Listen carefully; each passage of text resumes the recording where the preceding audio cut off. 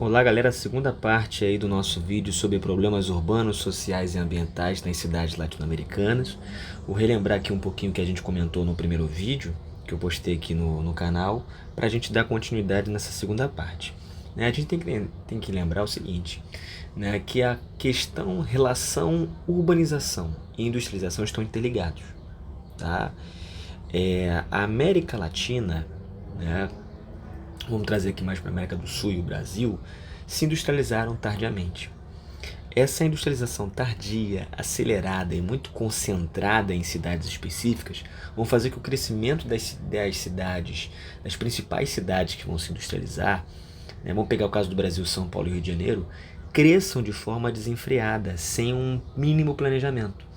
Se a gente comparar o processo de industrialização no continente europeu, ou até mesmo nos Estados Unidos, que começaram primeiro, até mesmo em algumas cidades, vamos pegar o exemplo de Londres, cresceram muito rápido, recebendo muita gente, a gente tem que lembrar do processo de cercamento dos campos, que vai ocorrer na primeira Revolução Industrial, onde muitos vão ser retirados do meio rural e sendo levados vão acabar indo para as cidades, como Manchester, Liverpool, Londres, entre outras cidades, E Londres, por exemplo, sofria muito com a questão nesse início, de um planejamento urbano. Muitas pessoas tinham que, às vezes, pegar água em determinados pontos. Você não tinha ali uma questão de saneamento básico, mas é uma cidade que teve que se planejar para poder receber muita gente, Então, até mesmo algumas cidades europeias ali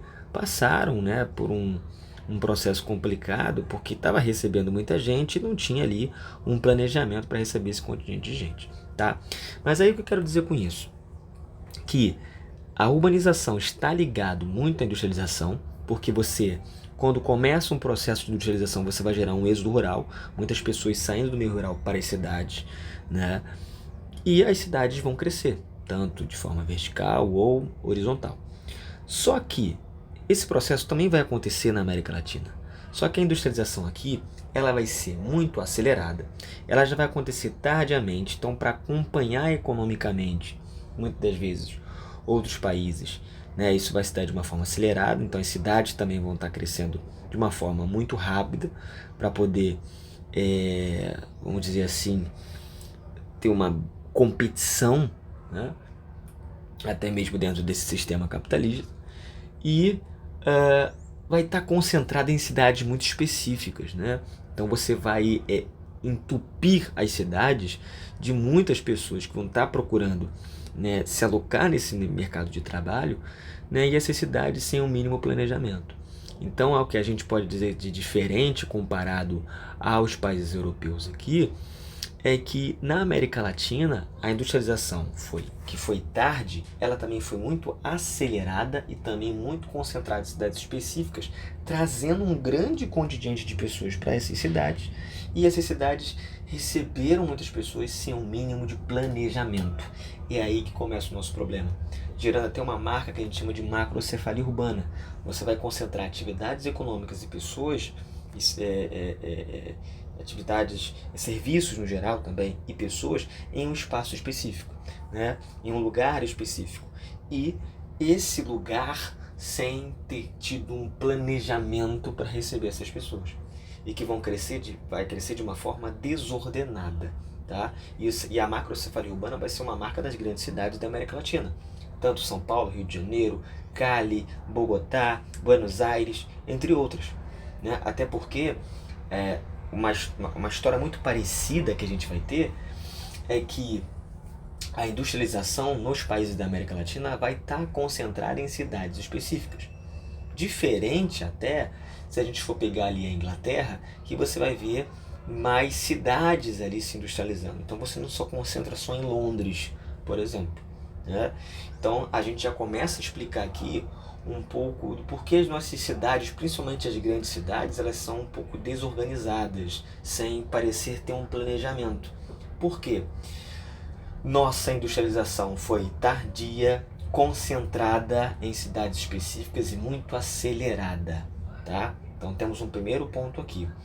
Essas cidades cresceram sem planejamento urbano. Minimamente você vai ver um planejamento urbano nas áreas centrais dessas grandes cidades. Só que nessas áreas centrais das grandes cidades, o que vai acontecer? Nem todo mundo vai se alocar no mercado de trabalho. Nem todo mundo vai conseguir renda. Tá? Essas áreas centrais também vão passar por um processo de valorização, porque os serviços estavam concentrados ali, as fábricas, o comércio. Tá? Então aquelas pessoas que não conseguiam renda, elas vão se afastar dessas áreas centrais e vão para as áreas periféricas. Tem uma outra coisa aqui que vocês podem listar aí, que é a tal da especulação imobiliária, que acontece até hoje, está inserido, né? É uma característica dentro do sistema capitalista.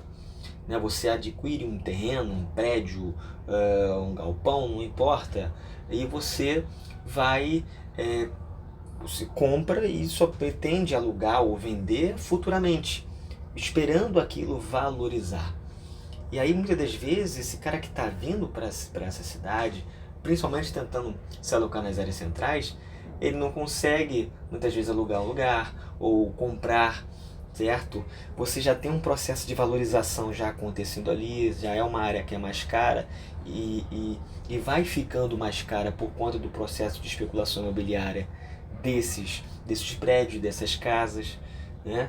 Então a especulação imobiliária também vai afastar esse cara, né, que está vindo para a cidade e não vai conseguir viver nas áreas centrais, porque ou ele não vai conseguir alugar ou comprar aquela casa ou um apartamento, né, porque quem é o dono está pretendendo vender ou alugar futuramente, e a mesma especulação imobiliária ela vai fazer com que a área fique mais encarecida, né? E os serviços que estão ali também, porque você está concentrando serviços, está concentrando um monte de coisa ali. Então a área fica mais cara, né? Pô, se é ali que tenho mais transporte, se é ali que eu tenho um acesso ao hospital, se é ali que eu tenho comércio e indústria, a área por si só já fica mais cara. Então o cara que não tem renda, ele não consegue viver ali, né? E esses mesmos serviços vão fazer o quê? Que os prédios e as casas naquele local fiquem mais caros. Aí as áreas periféricas começam a ser ocupadas. Essas principalmente comparadas às áreas centrais, não vão ter o menor planejamento. Porque eu falei, né? O máximo de planejamento que você vai ter nas grandes cidades é muito nas áreas centrais. A gente pode pegar isso e trazer aqui para o Rio de Janeiro, por exemplo. Né? Rio de Janeiro, você olha para o centro, zona sul, você vai ver um mínimo de planejamento ali, né? Claro que tem muitos problemas também, como tem comunidades que foram crescendo ali em volta, tá?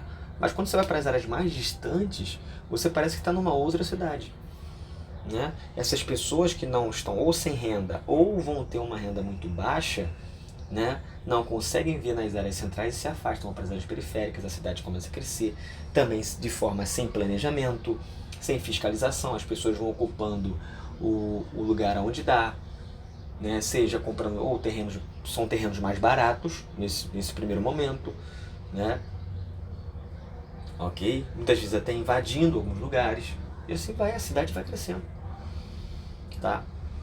Quais vão ser os fatores de repulsão aqui na América Latina que vão levar essas pessoas para as grandes cidades? A gente tem uma outra coisa aí, vocês podem botar aí como mais um culpado dessa lista, né? A concentração de terra. A concentração de 10% de todos os proprietários concentra 80% das terras só na América do Sul. Eu falei disso aqui no vídeo sobre a América do Sul. Então você vai expulsar uma grande massa de pessoas para a cidade. Entende? Muita gente nunca teve acesso à terra ou perdeu acesso à terra, né? E vai ter que tentar ter renda nas cidades. Então você empurra um grande grupo de pessoas. Não 50 aqui no Brasil, que vai receber de nordestinos aqui no Sudeste. Muito grande. Isso vai ser uma marca que vai acontecer em toda a América Latina.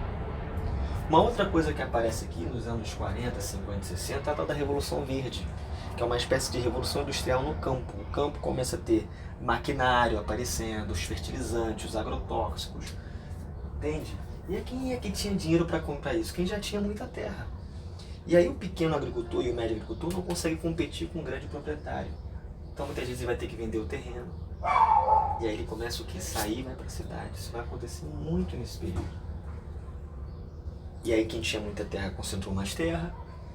Quem não conseguia competir, né, vai para a cidade. Entende? Então são fatores de repulsão aí que marcam as cidades na América Latina. E aí, essas pessoas estão vindo para a cidade por quê? Porque elas estão buscando renda agora, né? Vão tentar trabalhar nas fábricas. Tentar ter uma qualidade de vida um pouco melhor que elas não conseguiam no meio rural, né? Mas muitos vão vir para cá e se decepcionam com a cidade grande. Porque nem todos vão se alocar nesse mercado de trabalho. Ter renda. Vamos para as áreas periféricas. Tem isso. Isso marca um pouco a nossa cidade.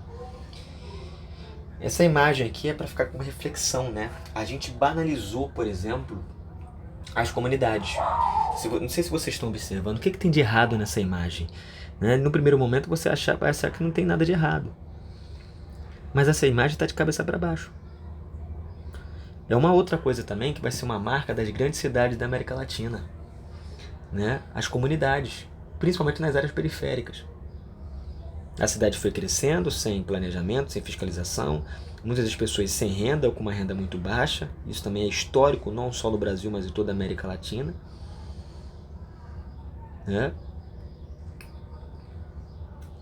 E a gente não teve políticas públicas ao longo, principalmente da história do Brasil, de habitação, de olhar para as pessoas que têm baixa renda. E a gente banalizou, a gente acha normal as comunidades. Que tem violência, tem falta de saneamento básico, muitas vezes então é falta da água ou do tratamento do esgoto. Muitas vezes sem presença de hospital próximo ou de escolas com qualidade. E essas pessoas também pagam impostos. Né? O que a migração para as cidades vai gerar? Né? Principalmente para as grandes cidades aqui na América Latina.